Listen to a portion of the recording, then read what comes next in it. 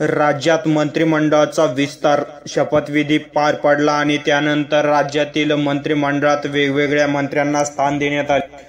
अनेकांना आता या ठिकाणी प्रश्न पडला होता की नेमका कोणत्या मंत्र्यांना या ठिकाणी स्थान मिळतं। त्यामध्ये आपण बघितलं 16 मराठा तर 17 ओबीसी नेत्यांचा समावेश आहे। अनुसूचित जातीचा 1 आणि अनुसूचित जातीचे या ठिकाणी 2 तर अनुसूचित जमातीचे देखील 2 जणांना या ठिकाणी संधी देण्यात आली। त्यानंतर मुस्लिमांचा 1 घेण्यात आला तर ब्राह्मणांचे 2 या ठिकाणी आपण बघितले तर खुल्या प्रवर्गातून 1 जणाला संधी मिळाली। अशा प्रकारे मंत्रिमंडळाचा विस्तार पार पडला। तर या ठिकाणी राज्याच्या मंत्रिमंडळात प्रमुख स्थान देण्यात आलं ते म्हणजेच ओबीसी आणि मराठा समाजाला, म्हणजेच 16 मराठा तर 17 ओबीसींना स्थान देण्यात आलेलं आहे। तर यामध्ये जातीच्या प्रमुख म्हणजेच मुख्यमंत्री या ठिकाणी ब्राह्मण समाजाचे 2, अनुसूचित जाती अनुसूचित जमातीचे प्रत्येकी 1, मुस्लिम समाजाचे 1 असे जैन समाजाचे 1 मंत्री, ओबीसी माळी समाजाचे म्हणजे 2, कुणबी समाजाचे, वंजारी समाजाचे 2 आणि आणखी समाजाचे 3 मंत्री या ठिकाणी घेण्यात आले।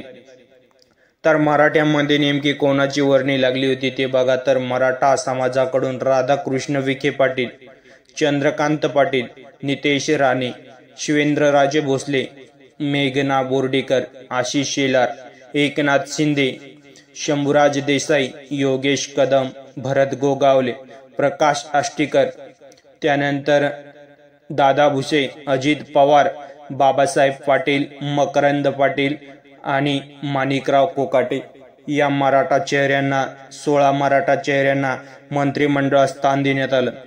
तर ओबीसी कडून गिरीश महाजन, चंद्रशेखर बावनकुळे, त्यानंतर पंकजा मुंडे, प्रतापराव सरनाईक आणि अतुल सावे, जयकुमार गोरे आणि पंकज भोवर, त्यानंतर गणेश नाईक, आकाश भोकर, त्यानंतर येतात आकाश पुंडकर, आदिती तटकरे, दत्ता भरणे, धनंजय मुंडे, गुलाबराव पाटील, संजय राठोड, इंद्रजित नाईक, आशिष जयस्वाल, जयकुमार रावल या ओबीसी चेहऱ्यांना संधी देण्यात आली। तर अनुसूचित जमातीकडून 2 चेहऱ्यांना संधी देण्यात आली। त्यामध्ये येतात संजय सावकारे आणि संजय शिरसाट। तर अनुसूचित जमातीकडून जी संधी देण्यात आली त्यामध्ये येतात अशोक विके, नरहरी झिरवळ, तर मुस्लिम समाजाकडून येतात हसन मुश्रीफ, जैन समाजाकडून येतात मंगल प्रभात लोढा, ब्राह्मण समाजाकडून येतात देवेंद्र फडणवीस, उदय सामंत यांना संधी देण्यात आली। तर खुल्या प्रवर्गातून येतात माधुरी मिसाळ। या वेगवेगळ्या प्रवर्गातून वेगवेगळ्या मंत्र्यांना या ठिकाणी आमदारांना मंत्रिपदासाठी संधी देण्यात आली।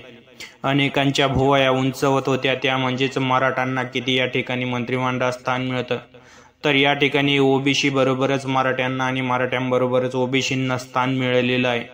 तर आपण पुढच्या व्हिडिओत बघणार आहोत की नेमके कोणते मंत्री या ठिकाणी जे वेगवेगळ्या जातीतून आलेले आहे, म्हणजेच जे ओबीसीतून आलेले आहे ते नेमके कोणत्या जातीचे आहे त्यांचंही आपण सविस्तर विश्लेषण घेणारच आहोत। परंतु आपण मराठ्यांचेही चेहरे बघितले, त्यानंतर इतर या अनुसूचित जाती जमाती वगैरे यांचेही चेहरे बघितले। पण आपण असेच व्हिडिओ आपल्या चॅनलवरती बघत राहणार आहोत। तोपर्यंत कुठेही जाऊ नका, बघत राहा आपलं चॅनल।